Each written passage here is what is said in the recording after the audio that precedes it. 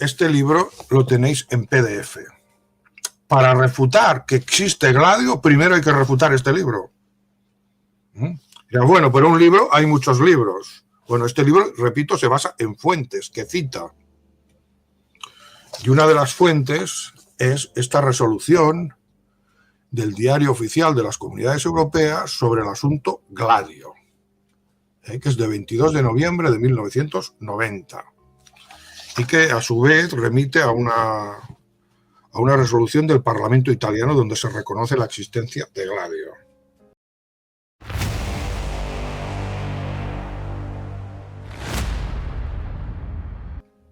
Ahora no lo voy a leer porque ya lo hemos leído en los vídeos que hemos dedicado a Gladio, pero que sepáis que Gladio no se basa en especulaciones, sino que llegó hasta el Parlamento Europeo, y el Parlamento Europeo dice que protesta enérgicamente contra el hecho de que determinados ámbitos militares estadounidenses del SHAPE y de la OTAN se han arrogado el derecho a impulsar la creación en Europa de una estructura clandestina de información y actuación. Esto dicho por un Parlamento Europeo. Este es el tipo de fuentes que utiliza el libro, por lo tanto no se puede decir que son fantasías. Y hay declaraciones... Tenemos vídeos explicando esto desde el minuto número 1, precisamente que para entender todo hay que empezar desde el principio, y ya empezamos en su día hablando de Gladio y todo esto. Entonces habrá gente que llegue nueva y diga, ¿qué es esto de Gladio? Bueno, pero aún así está bien reflejar la memoria. O sea, está más que demostrado. Nadie lo refuta, lo que comentamos siempre. Insultan, amenazan, pero no refutáis nada, ni siquiera esto, el origen, nada, eso, absolutamente nada. Y ahora vamos hilando del hilo. Continúa todo tuyo. Bien, al final del guión tienes un artículo que es como una introducción al tema Gladio. Al final del guión es un artículo de Carrera Marca que se titula Gladio o las atrocidades de la OTAN contra la ciudadanía europea. Esto es como un concentrado de datos y también de vídeos que explican lo que es Gladio. O sea, podéis leer el libro, pero podéis leer también otras fuentes, y está concentrado, si queréis empezar como introducción, leeros este artículo. Y luego hay otro artículo de Carrera Marca, que es el que utilizamos para refutar el expediente Royuela, donde se habla de Gladio en España.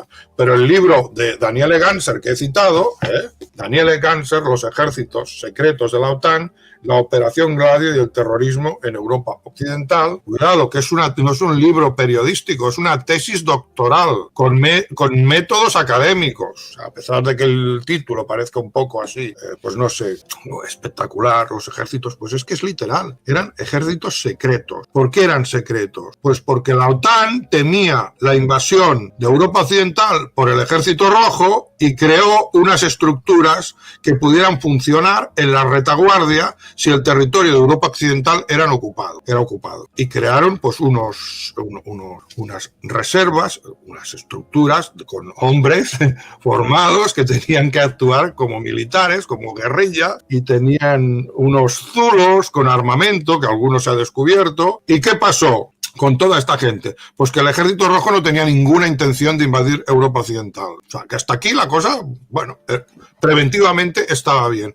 Entonces, ¿qué hizo la OTAN? Empezó a utilizar las estructuras Gladio, es lo que llamaríamos la Gladio negra o la Gladio ilegítima, porque la otra parece legítima, ¿no? Es militar, para una situación en la que Europa Occidental estuviera ocupada, y entonces, como digo, no se produjo esa invasión, no tenían ninguna intención de invadir Europa Occidental, y empezaron a utilizar esas estructuras, ese personal, esos zulos. ¿Para qué? Pues para fines políticos. ¿Y qué hacían? Pues, por ejemplo, organizaban atentados y se los atribuían a la izquierda. ¿Y con esto qué conseguían? Pues modificar los resultados electorales, por ejemplo, en Italia, para que perjudicaran a la izquierda. Luego, cuando se investigó, se vio que era gente de extrema derecha, que utilizaban como mercenarios, gente que procedía del fascismo. O sea, que tú primero tenías la primera capa, que era, pues, un supuesto grupo de izquierda. Rascabas y aparecía un grupo de extrema derecha. Y claro, si seguías rascando, no era un grupo de extrema derecha, era la OTAN, tan como queda reflejado en este documento, repito,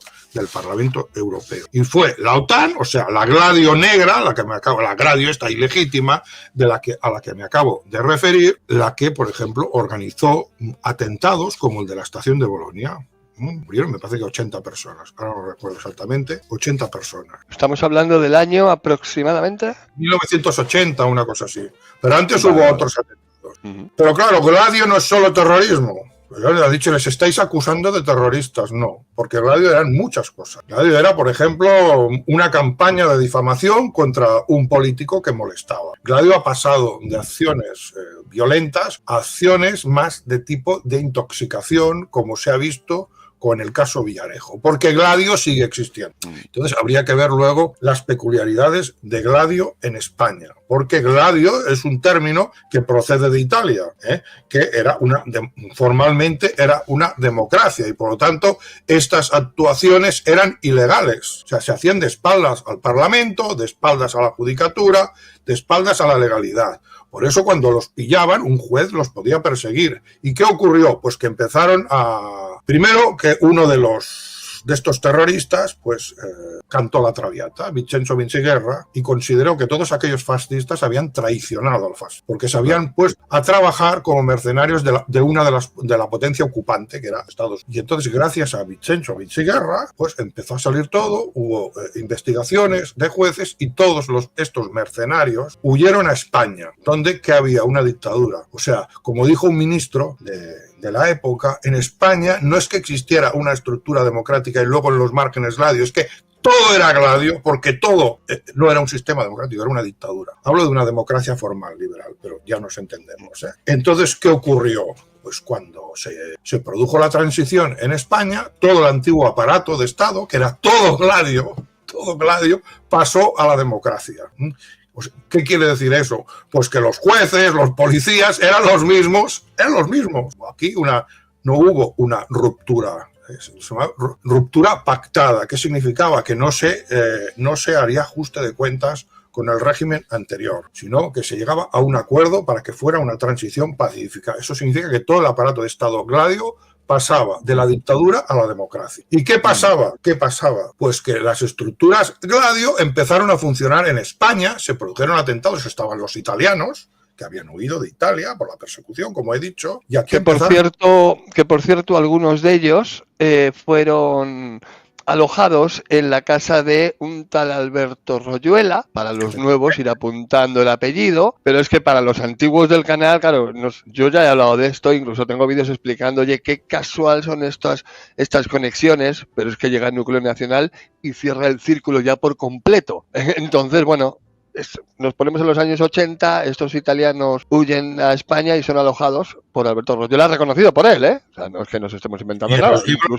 Y en los libros de historia, pero incluso él, claro, evidentemente lo ha tenido que reconocer. Seguimos. Entonces, ¿qué ocurre? Pues que aquí hay grupos ultraderechistas que actúan con total impunidad. ¿Por qué? Porque están protegidos por la policía, están protegidos por los jueces, que son jueces que vienen del franquismo, policía que viene del franquismo, y perpetran atentados con finalidades políticas. Cuando ya la transición ha pasado y se ha establecido aquí, luego tendremos que volver a los orígenes del régimen del 78 para entenderlo. Pero para que nos hagamos una idea de lo que es Gladio, sigue operando bajo Felipe González.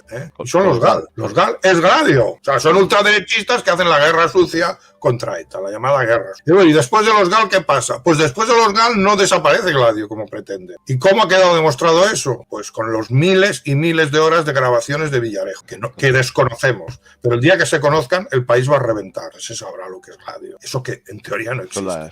También hay que decir... Hay gente que lo conoce como las cloacas del Estado, ¿no? No sé si o el Deep State, el Estado profundo. Entonces, Gladio llega hasta la actualidad. Lo que sí se producen cambios cuando se derrumba el comunismo, pues ya el personal que utiliza la OTAN para estos menesteres ya no es el personal, digamos, de ideología, digamos, traidores a la ideología fascista, pues son traidores, porque pasan a servir como a la potencia ocupante, pero a esta gente ya no les sirve, lo cual no significa que no vuelvan a surgir, porque, por ejemplo, en Ucrania tenemos una unidad Gladio de manual, que es el batallón Azov. Y qué curioso que el batallón Azov sea elogiado por Alberto Pugilato y que el núcleo nacional tenga los mismos símbolos prácticamente iguales que el batallón. Y luego veremos otras cosas. Pero lo que quería decir es que hay un momento en que cuando se derrumba el comunismo, surge un Gladio 2.0. ¿Y qué es ese Gladio 2.0? Pues el Islam.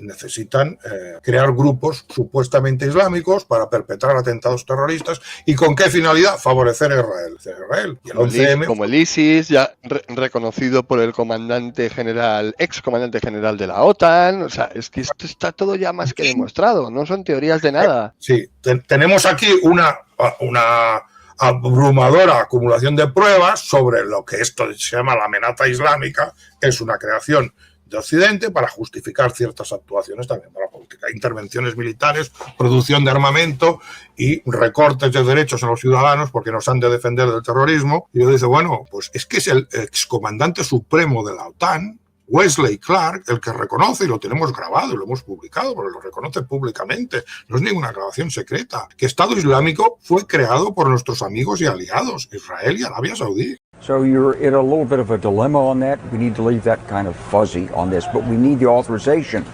to follow the leads, put the troops in, and play this.